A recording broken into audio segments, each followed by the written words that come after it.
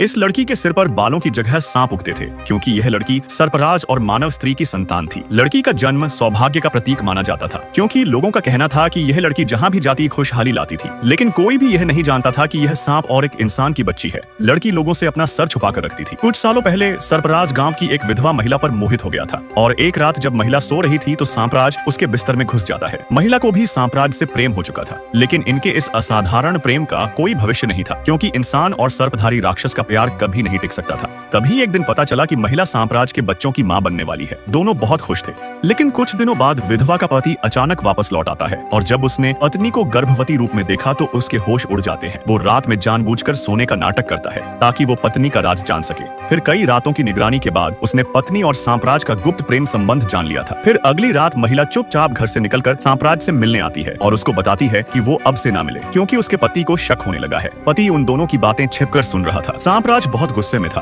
वो अपने प्रेम से अलग नहीं होना चाहता था, इसलिए वो महिला के पति को मारने का फैसला कर लेता है। संयोग से पति का भी यही विचार था। उसने भी सांपराज को खत्म करने का निर्णय ले लिया था। वो एक लंबा तेजधार हथियार लेकर सांपराज के बिल के पास जाता है और उसको ललकार कर बाहर बुला रहा था। सांपराज सूरज की रोशनी से डरता था, इसलिए आदमी कितना भी चिल्लाता वो बाहर नहीं आ रहा था।